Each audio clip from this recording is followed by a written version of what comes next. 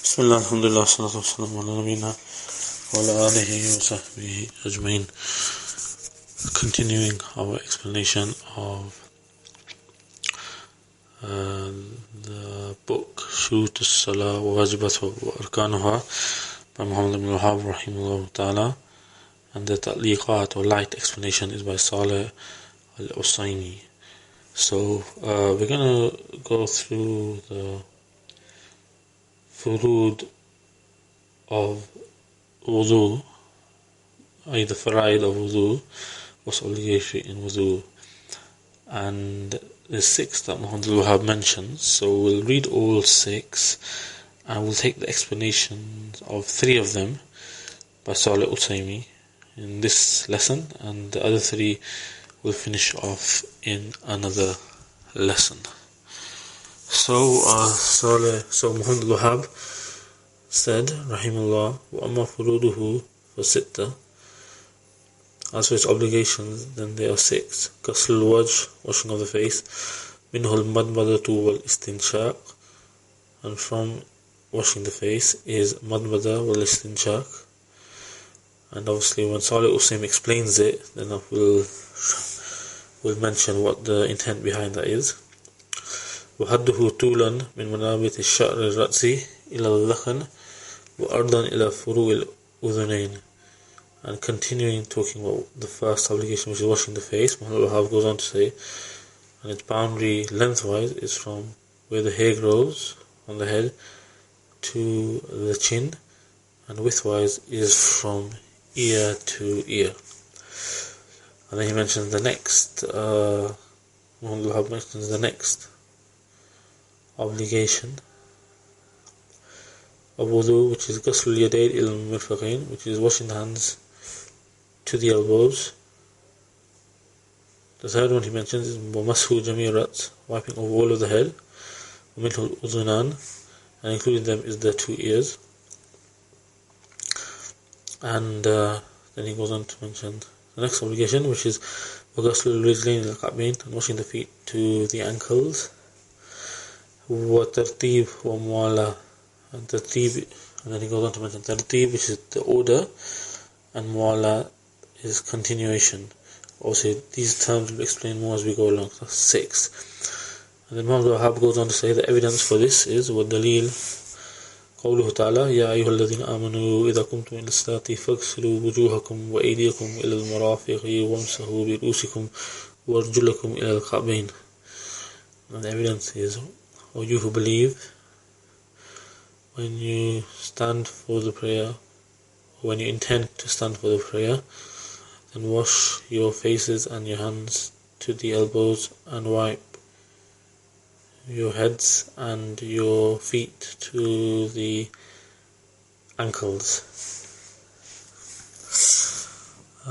Meaning wash your feet to the ankles. And evidence for doing an arrangement in order is the saying of the Prophet ﷺ, وَدَلِيلُ تَرْتِيبِ hadith ibda'u bima bada Allah bi, begin with what Allah began with. And the evidence for doing it one after the other is the hadith وَدَلِيلُ mu'alat is the hadith of Sahib al-Lumma, the hadith of Sahib al-Lumma and Nabi ﷺ, which obviously these can be explained more as we go along. And remember, we're going to do the first 3, so be patient regarding the last 3. أنه لما رأى رجلا في قدمه لمعة قدر درهم لم يصبها الماء فأمره بالأداء, is when the Prophet saw a man in his foot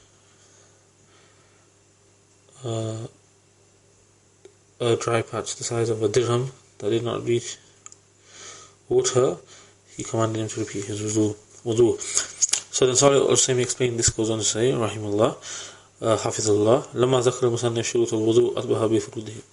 When the author mentioned the shurut of wudu, he followed it up with its obligations. والمراد بالفروض الوضوء أركانه التي يترقب منها وسيأتي بيان معنى الأركان في محل اللائق. And the intent of the obligations of wudu are its pillars, which is made up from, and we will explain the meaning of arkan in its appropriate place. وإنما أدل الفقهاء عن تسمية Saleh al Usaymee goes on to say وإنما أدل الفقهاء عن تسمية هذه الأركان إلى الفروض. The scholars, they turned away from naming these arkan or pillars to furud, to obligations. وكسوا أركان الوضوء بهذا الاسم. So they call other ibadas arkan, the obligation, but in wudu they call it pillars. Basically, that's what Saleh al Usaymee is saying. بهذا الاسم دون سائر الأبواب. In this particular subject, unlike the other subjects, which is wudu, لأن جاءت مجموع في أمر واحد في آية واحدة, because they came in one go, in one command, in one ayah. فكل إبادة فرقت أركانها إلا إبادة الوضوء. So all of the worships, the pillars are separated except wudu. It comes in this one ayah. فقد جمعت أركانها في آية واحدة وهي آية الوضوء. So its pillars are gathered in one ayah, and that's ayah of wudu. ووقع سياقها مشتملا على فرضها, and its context has gathered incorporating its obligation. إذا ابتدى الله بأمر المقتضي للفرض, because Allah began with a command that necessitates its fard nature. فقال, so Allah said, فاغسلوا وجوهكم وأيديكم إلى المرافق, then wash your face and your hands to the elbows. The ayah. فلأجل المعنى المذكور سميت أركان الوضوء بالفروض دون نظائره عند الفقهاء. So due to this meaning mentioned, the arkan of wudu is called furud of wudu, unlike it's similar to it with the scholars of fiqh. والفقهاء رحمه الله تعالى لهم في عباراتهم تصرفات حسنة, and scholars of fiqh, in the expressions, they have good ways. قد يدرك المتفقه لأول وهلة وقد تغيب عن الأخابر. So the one who's studying fiqh will get this straight away, and perhaps it could be from someone that's a lot older than him and more knowledgeable, won't get this straight away. فإنه في هذا الموضوع مثلا سموا أركان الوضوء فروضا. So in this particular matter, they have called the pillars of wudu أركان الوضوء فروضا, وسموها بهذا الاسم في بقية العبادات, and they have called arkan in the other worships. فعددوا في كل عبادة أركانها, so they enumerated in all worships its arkans. فعدلوا لهم عن الاسم أكثر استعمالا عندهم إلى غير لموجب ذلك. So they turned away from this particular name arkan, which they use mostly in all the other types of worship like Salah, Zakah and Hajj, due to something that necessitates that. وموجب هنا أنهم لاحظوا أن أركان الوضوء جاءت في نسخ واحد في آية واحدة مبدوءة بفعل الأمر دال على كونه فردا. And what necessitates that is that they noticed that the arkan of wudu came in one context, in one ayah, beginning with the verbal command, which indicates that the fact that it's a farad. So they call it that due to the faraid or furud of wudu being gathered. لاجتماعها فروض الوضوء ولم يسمها أركانها. So that did not call it arkan. So, as we mentioned, وهذه الفروض ستة, these furud are six. فأولها غسل الوجه. The first is washing the face. ومنه المنبذ والاستنشاق, and from them is المنبذ والاستنشاق. وهده طولا من منابت الشعر, and its boundary lengthwise is from where the hair grows. And then that's basically Saleh al Usaymee is quoting Muhammad ibn Abdul Wahaab, and he goes on himself to say, أي من منابته وظهوره, i.e. from where the hair grows and where it becomes apparent, إلى الذقن, to the chin. فهو من منحى الرأس إلى الملتقى اللحين. So it's where basically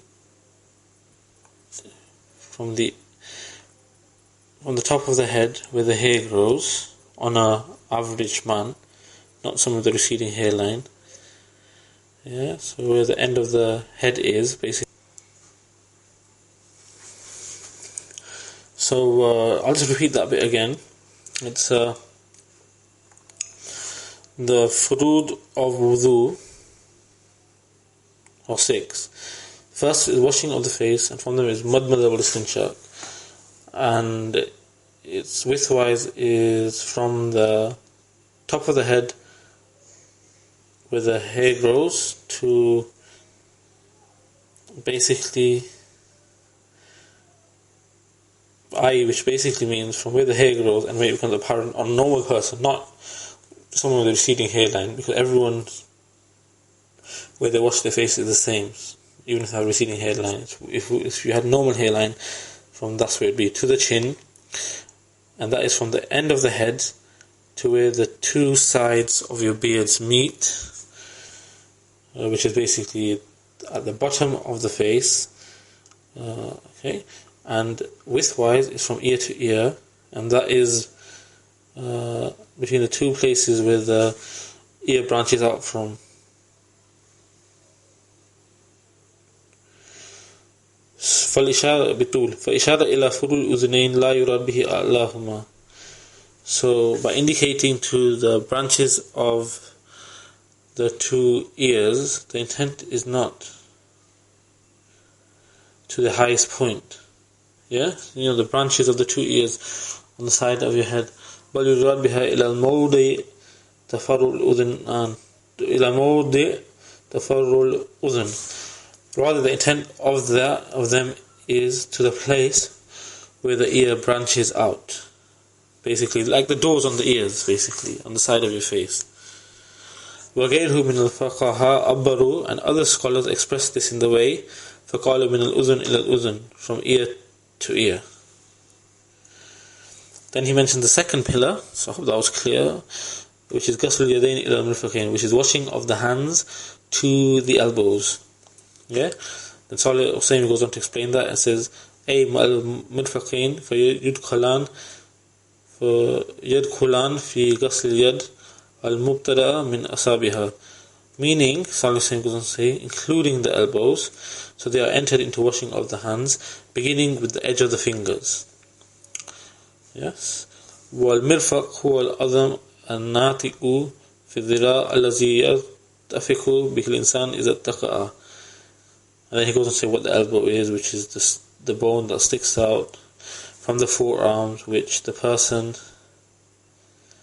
uses when he leans. Okay.